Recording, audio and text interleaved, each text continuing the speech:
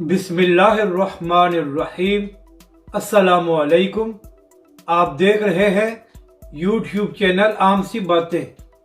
अल्लामा साद हुसैन रिजवी का दबंग खिताब इमरान खान और तहरीक इंसाफ की बैंड बजा दी। इस वीडियो में हम इसी के मुतालिक बात करेंगे। नाजरीन कराम, इस वक्त पाकिस्तान में सियासी बहरान है और जिस तरफ हुकूमत और अपोजिशन मामलात को लेकर जा रहे हैं, उसके बाद इंतशार के सिवा बाकी कुछ नहीं बचता। तो इसी हवाले से तहरीक लब्बैक पाकिस्तान ने 2 दिन पहले एक प्रेस रिलीज जारी की और उसमें कहा कि अगर किसी ने आईन पाकिस्तान के साथ छेड़छाड़ की तो फिर तहरीक लब्बैक फैजाबाद की तरह मैदान लगाएगी।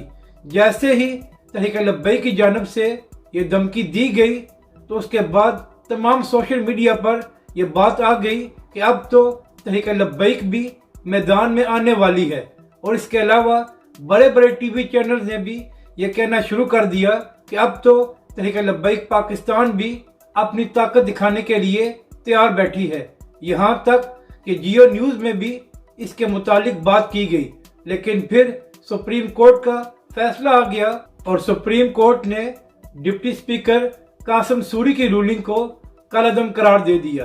अब कल तहरीक लब्बैक के सरबराह अल्लामा साद हुसैन रिजवी ने खुतबा जुमा में बात करते हुए कहा, इमरान खान ने अपनी हुकूमत को बचाने के लिए तहरीक लब्बैक के कारकुनों को रोजे की हालत में शहीद किया और यहाँ तक कि तहरीक लब्बैक के कारकुन रोजे की हालत में अल्लाह की बारगाह में पेश हुए।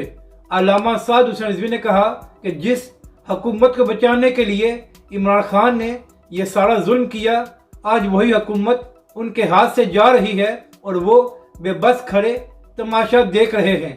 तहरीक लब्बैक के सरबराह ने मजीद कहा कि जिन लोगों ने तहरीक लब्बैक को कलअदम करार दिया था, आज खुद कलअदम हो गए हैं। यानी कि तहरीक लब्बैक के सरबराह अल्लामा साद हुसैन रिजवी ने इमरान खान और उनकी सारी हुकूमत को ये आईना दिखाया है कि आपने अपनी हुकूमत बचाने के लिए नामूस रिसालत पर किए हुए वादे से वादा खिलाफी की थी, लेकिन आपकी हुकूमत जा रही है और आप दुनिया के सामने एक्सपोज भी हो गए हैं।